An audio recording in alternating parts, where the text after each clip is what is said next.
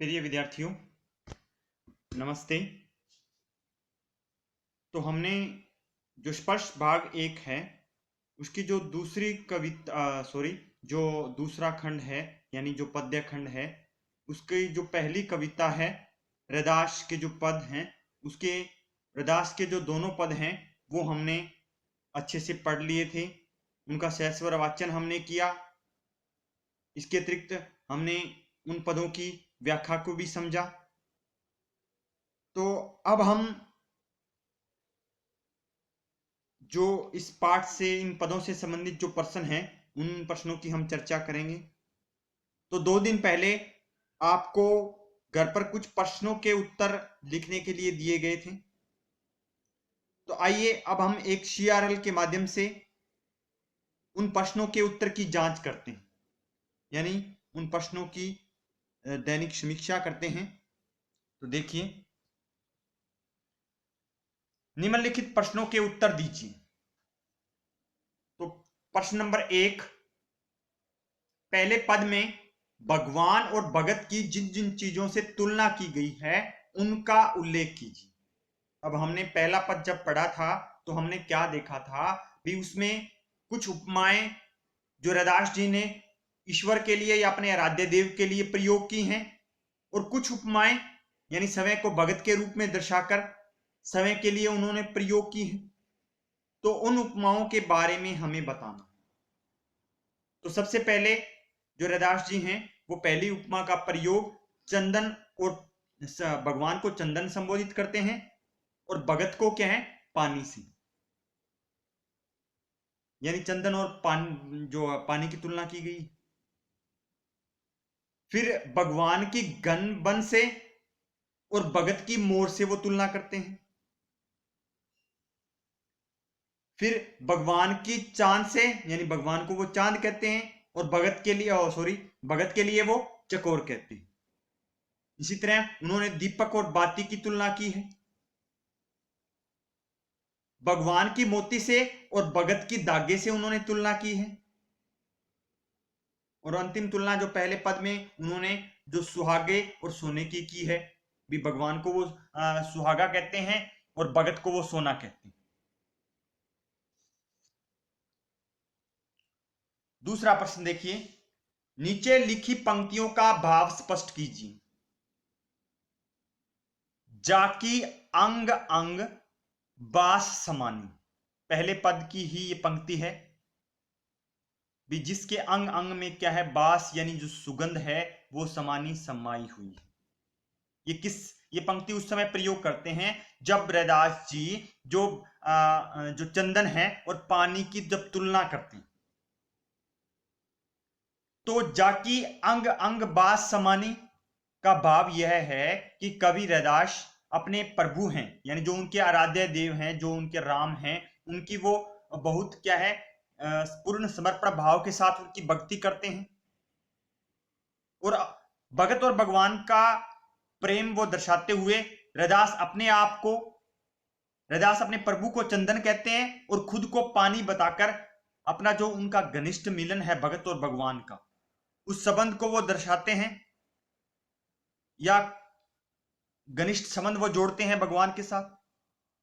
भी जिस तरह क्या है, भी चंदन और पानी से बना जो लेप है वो क्या है, अपनी जो खुशबू है वो बिखेरता है। ठीक है, भी चंदन क्या है, एक बहुत खुशबूदार पदार्थ होता है। और इसी तरह जब उस चंदन को क्या है, पानी से एक लेप बनाकर, पानी का जब उस चंदन के साथ मिलाकर लेप बना दिया जाता है तो वो अपनी क्या है, जो सुगंध है वो बिखेरता है, फैला देता है। तो उसी प्रकार जो प्रभु की भक्ति और कृपा के कारण रैदास का जो तन मन है, अंग अंग है जो उनका, ठीक है, वो तन मन क्या है, बांस समानी, उसके अंदर क्या है, जो सुगंध है या जो खुशबू है वो क्या है, समा गई है। यानी उनका जो तन मन है वो उस चंदन रूपी उस सुगंध से क्या है, जो भर उठा है, जिसकी महक से उनका क्या है, शरीर का जो प्रत्येक अंग अंग है वो क्या है, पुलकित हो रहा है, सुवासित हो रहा है। ठीक है, अगला देखिए, ख जैसे चितवत चंद चकोरा, तो आपको यहां इस पंक्ति का भाव स्पष्ट करना है। जैसे चितवत चंद चकोरा, चितवत आपको बताया था जब व्याख्या हमने की थी। चितवत का अर्थ होता है ध्यान लगाकर देखना। चंद चांद, चांद को चकोर, चकोर नामक जो पक्षी होता है। तो जैसे चितवत चंद चकोरा का जो भाव है वो यह है भी जो रैदास हैं वो अपने जो उनके आराध्य देव हैं, जो उनके प्रभु हैं, उनकी अनन्य भक्ति करते हैं, पूर्ण निष्ठा के साथ उनकी भक्ति करते हैं और वे अपने प्रभु के दर्शन पाकर प्रसन्न होते हैं। तो प्रभु दर्शन से उनकी आंखें तृप्त नहीं होती हैं। वे कहते हैं भी जिस प्रकार जो चकोर पक्षी होता है वो हर समय क्या है, चंद्रमा को निहारता रहता है, चंद्रमा को देखता रहता है, तो उसी प्रकार वो स्वयं को चकोर कहते हैं भी मैं भी आपको उसी प्रकार क्या है भी यानी आपको अपने भगवान ईशा, अपने ईश्वर को क्या है वो एकटक बिना पलक झुकाए लगातार उन्हें निहारना चाहते हैं, उन्हें हर समय देखना चाहते हैं। ठीक है, आगे देखिए। जाकी ज्योति बरे दिन राती, इस पंक्ति का भाव स्पष्ट करना है। जाकी ज्योति, जिसकी ज्योति प्रकाश बरे जलती है दिन राती, दिन रात। तो जाकी ज्योति बरे दिन राती, इस पंक्ति का यह भाव यह है भी इसमें जो रैदास जी हैं वो अपने प्रभु को दीपक कहते हैं और खुद को उसकी बाती मानते हैं। भी जिस प्रकार जो दीपक और बाती होता है वो क्या है, प्रकाश फैलाते हैं, तो उसी प्रकार रैदास भी क्या है अपने मन में हमेशा उस दीपक की बाती जो प्रभु भक्ति की जो ज्योति है वो हमेशा जलाए रखना चाहते हैं। वो ज्योति जो दिन रात क्या है उसको जलाए रखना चाहते हैं।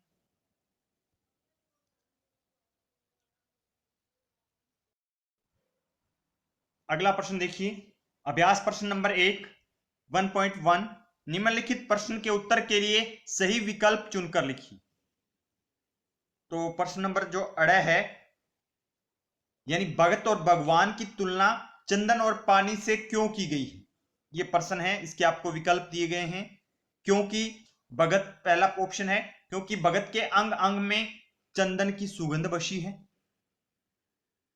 नंबर 2, क्योंकि भगत भक्ति भावना से अनुप्राणित है, यानी भक्ति भावना से वो उसके अंदर भरी हुई है, टूट टूट कर भरी हुई है, भक्ति भावना से वो ओतप्रोत हैं।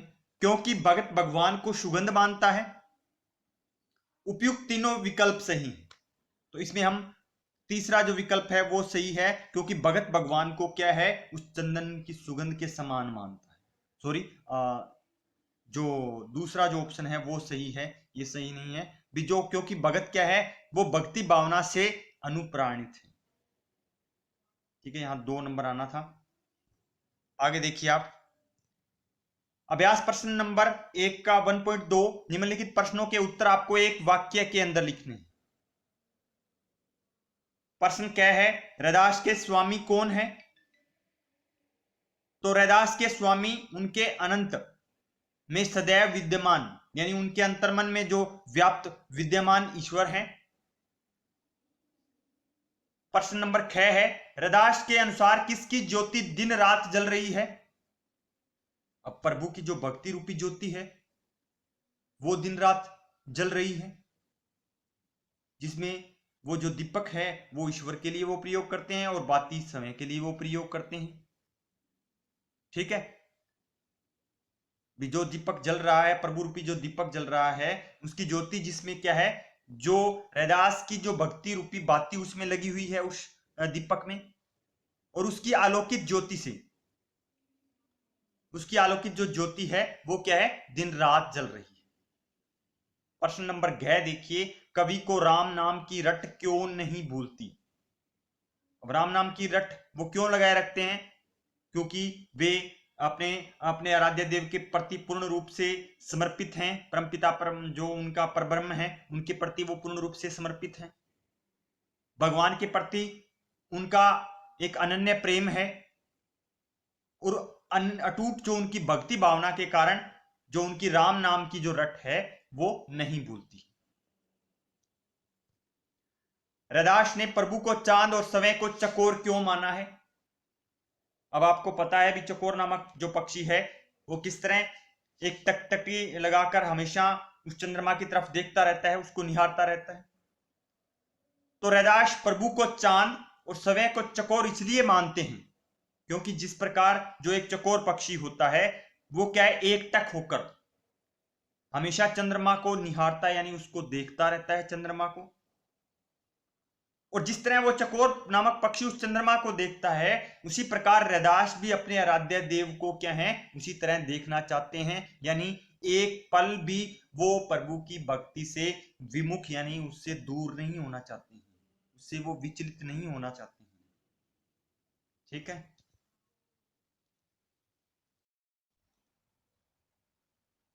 अब आप कुछ और प्रश्न देखिए एनसीईआरटी के, और जो आपकी स्पर्श बुक है या जो लीड सहायक पुस्तक है उससे संबंधित जो कुछ प्रश्न हैं वो आप यहां देखिए।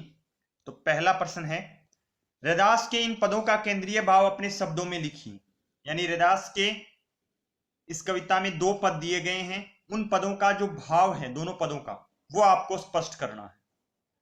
तो इन पदों में हमने पढ़ा है कि पहले पद में क्या कहा गया है रैदास के द्वारा और दूसरे पद में क्या कहा गया है। तो पहले पद में जो रैदास की जो भक्ति भावना है उसको प्रकट किया गया है। भी किस तरह वो आरंभ से ही कहते हैं भी मुझे क्या है जी, प्रभु राम नाम की जो प्रभु के राम नाम की जो रट है वो लग चुकी है, वो मुझसे अब छूट नहीं सकती है। राम नाम क्या है, मेरे अंतर्मन में व्याप्त हो गया है। फिर वो तरह तरह की उपमाएं प्रयोग करते हैं, प्रभु के लिए उपमाएं प्रयोग करते हैं और समय के लिए कुछ उपमाएं प्रयोग करते हैं और कहते हैं भी मैं अपने आराध्य देव का, अपने ईश्वर का क्या है, अनन्य भगत बन चुका हूं। फिर दूसरे पद में जो रैदास के आराध्य देव हैं उनकी जो कृपा है, उनकी जो उदारता है, उनकी दीन दुखियों के प्रति जो भावना है वो व्यक्त की गई है।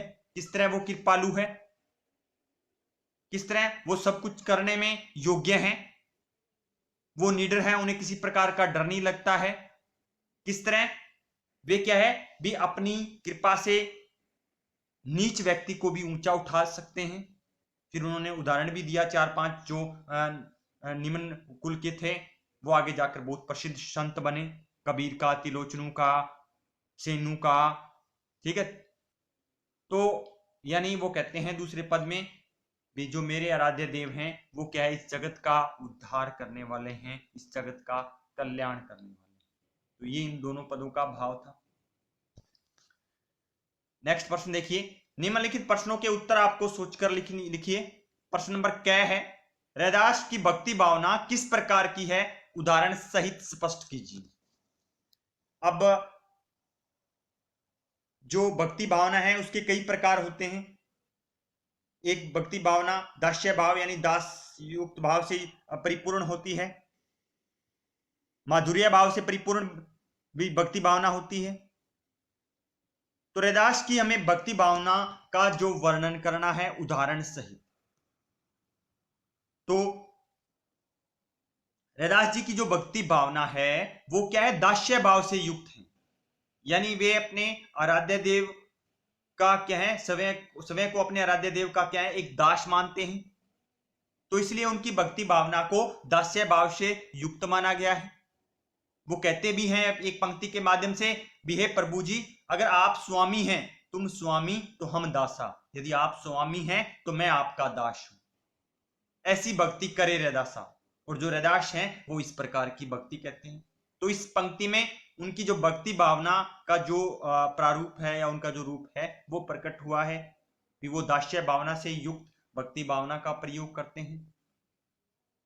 तो इस पंक्ति के माध्यम से वो ये बताते हैं भी जिस प्रकार एक जो दास होता है वो क्या है, अपने स्वामी के प्रति जो पूर्ण रूप से समर्पित होता है, उसी प्रकार से कवि ने भी यानी रैदास ने भी ईश्वर की सानिध्य यानी उनकी निकटता पाने के लिए जो दास्य भक्ति है उसको उन्होंने स्वीकार किया है अपनी पूर्ण समर्पण भावना को दर्शाते हुए। तो रैदास की भक्ति भावना है वो दास्य भाव से परिपूर्ण है।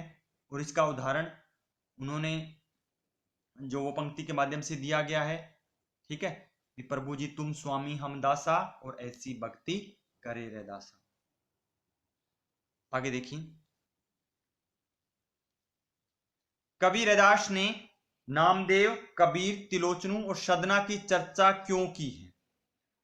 अब हमने जब जो दूसरा पद पढ़ा था तो हमने इन जो 4-5 जो ये संत हैं इनके बारे में भी पढ़ा था, इनके जीवन के बारे में भी थोड़ा बहुत जो चर्चा है वो हमने की थी। तो रैदास जी ने क्या है भी अपने प्रभु के गुणों का व्याख्यान करते हुए, उनके गुणों के बारे में बताते हुए, उनकी विशेषताओं के बारे में बताने के लिए रैदास ने क्या है जो नामदेव हैं, कबीर हैं, तिलोचन हैं और सदना की चर्चा की है। रैदास जी इनके माध्यम से दर्शाना चाहते हैं भी किस तरह उनके आराध्य देव क्या है, भी इतने अधिक दयालु हैं, कृपालु हैं, उद्धार करने वाले हैं, ठीक है। यानी उनके जो प्रभु हैं वो क्या है सभी को एक समान यानी समदृष्टि से, समदर्शी भाव से देखने वाले हैं। उनकी नजर में कोई ऊंचा नीचा, कोई गरीब, कोई छोटा बड़ा नहीं है, न वो जाति का भेदभाव करते हैं, ठीक है। और इसलिए उन्होंने इन रैदास, नामदेव का, कबीर का, तिलोचनू और सदना का उदाहरण दिया है भी ये सभी व्यक्ति क्या हैं, ये सभी जो प्रसिद्ध संत रहे हैं ये निम्न कुल से थे, लेकिन प्रभु जी ने इनका कुल न देखते हुए जो इनकी भक्ति भावना से इनकी भक्ति भावना से प्रभावित होकर इन्हें क्या है भी संसार में एक प्रतिष्ठित संत उन्हें बना दिया, ठीक है। तो उनके इष्ट देव ने क्या है भी इनकी नीची जाति होने के बावजूद इन्हें समाज में ऊंचा स्थान दिया और उनको इस संसार रूपी भवसागर से पार लगा दिया, ठीक है, उनका उद्धार कर दिया।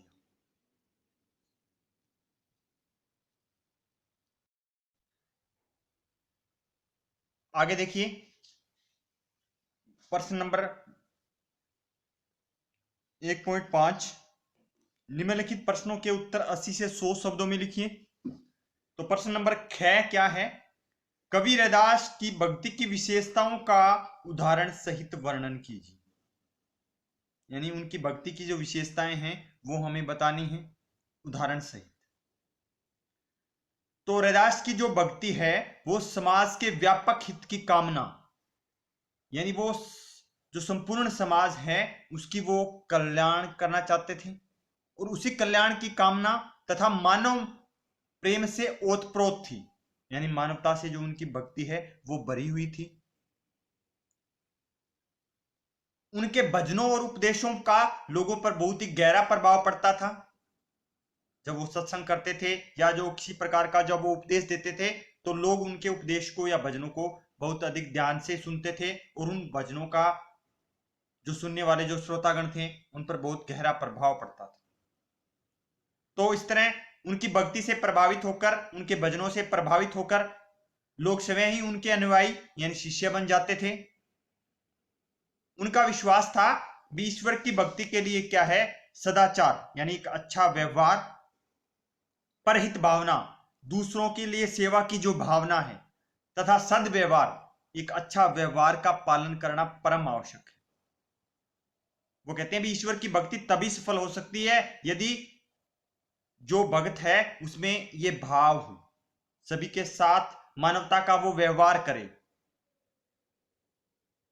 उनकी जो भक्ति भावना थी वो दास्य भक्ति भावना से ओतप्रोत थी। तो रैदास ने स्वामी और दास का जो अटूट संबंध है, जो उनका अनन्य जो प्रेम है उसका बताते हुए रैदास ने अपने जो आराध्य देव हैं यानी जिसकी वो पूजा करते थे तो उसके प्रति अपने जो पूर्ण समर्पण भाव की अभिव्यक्ति उन्होंने की है। और ये बात हमें कब पता चलती है, जब वो कहते हैं कि प्रभु जी तुम स्वामी हम दासा, ऐसी भक्ति करे रैदासा, ठीक है। यानी रैदास की भक्ति में क्या है सब एक समान है, कोई भी छोटा नहीं है, कोई भी बड़ा नहीं है, कोई ऊंचे कुल का नहीं है, कोई निम्न कुल का नहीं है, कोई अमीर नहीं है, कोई गरीब नहीं है। तो उनकी भक्ति में नीच कुल में उत्पन्न मानव भी क्या है, भी अपनी भक्ति के माध्यम से वो भी क्या है, ऊंचे पद को प्राप्त कर सकता है भी। यानी उन्होंने समाज को यह बताने का प्रयास किया भी कोई व्यक्ति नीचे कुल में जन्म लेने से नीचा नहीं होता। ठीक है, उन्होंने ये बताया भी जो भगवान के प्रति सच्चे प्रेम को ही उन्होंने सर्वश्रेष्ठ माना है, सबसे प्रमुख माना है। और फिर उन्होंने उदाहरण दिया चंदन का और पानी का। वीरदास के मन में क्या है, जो प्रभु की अनन्य भक्ति है, जो उनके साथ प्रभु के साथ जो अटूट संबंध है, वो क्या है, पानी में चंदन की सुगंध की तरह बसा हुआ है। इसके अतिरिक्त रैदास ने जो उस समय समाज में व्याप्त जो बुराइयां थी, जो आडंबर थे, उनको दूर करने में महत्वपूर्ण योगदान दिया। और रैदास की भक्ति की एक प्रमुख विशेषता यह है कि जो व्यक्ति है वो जब राम नाम की रट में लग जाता है, जब रम जाता है उस राम नाम में, तो प्रभु के जैसा बनने की प्रेरणा पाकर वह उस मार्ग पर चलने के लिए प्रेरित होता है।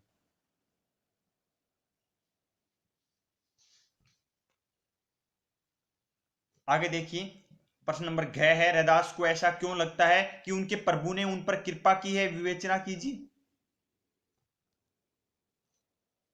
तो ये हमने दूसरे पद में पढ़ा था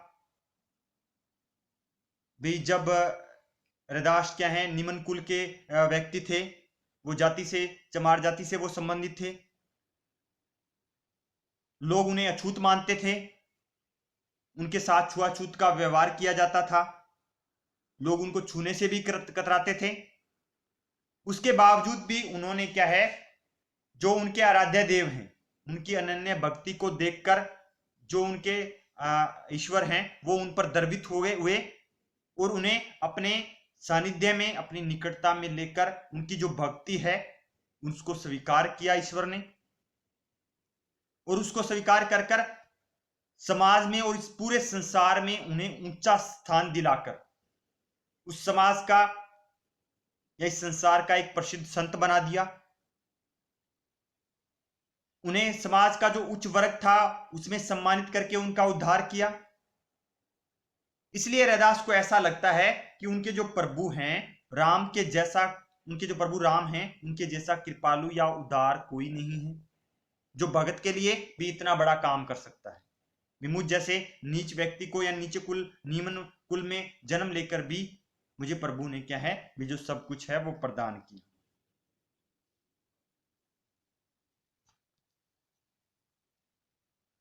तो आज के लिए तो बेटा, आज जो आपको जितने भी प्रश्न करवाए हैं, इन प्रश्नों को आपको फेयर नोटबुक में लिखने हैं अच्छे से और अच्छे से लर्न करने। इसके अतिरिक्त एक दो प्रश्न और हैं, उस पर हम चर्चा करते हैं भी। कुछ प्रश्नों की जो चर्चा है या कुछ दूसरे पद के जो कुछ प्रश्न हैं उसकी हमने विवेचना भी की थी। कुछ और प्रश्न हैं जिनकी हम चर्चा करते हैं। तो एक छोटा सा प्रश्न है, संत रैदास के दूसरे पद में आपको क्या प्रेरणा मिलती है। अब हमें क्या प्रेरणा मिलती है, दूसरे पद में ये बताया गया है, अस्पृश्यता या छुआछूत के बारे में बताया गया है भी। हमें किसी से क्या है, किसी प्रकार का ऊंच नीच का जो भेदभाव है वो नहीं करना चाहिए, सबको समान दृष्टि से देखना चाहिए। ठीक है, तो ये जो दूसरा पद है वो उससे हमें ये प्रेरणा मिलती है, किसी के साथ हमें क्या है, किसी तरह की कोई भेदभाव हमें नहीं करना चाहिए। दूसरा प्रश्न है, इस प्रेरणा का आप कैसे उपयोग करेंगे। इस प्रेरणा का आप कैसे प्रयोग करेंगे भी, समाज में हम इस तरह का जो एक आदर्श है वो स्थापित करेंगे भी, कोई किसी के साथ क्या है, ऊंच नीच का भेदभाव ना करे, सभी एक दूसरे को समान समझें। ठीक है, तो इस तरह हम क्या है समाज का उत्थान करने में सफल हो सकते हैं। जो राष्ट्र के जीवन की जो उपलब्धियां हैं उसके माध्यम से हम समाज को क्या है प्रगतिशील समाज हम स्थापित कर सकते हैं। तो ये प्रश्न थे आज के लिए बेटा, इतना ही। जो भी आज आपको जो प्रश्न करवाए हैं इन प्रश्नों को आपको फिर नोटबुक में लिखने हैं और अच्छे से लर्न करने हैं। ओके बेटा, have a nice day. It's okay.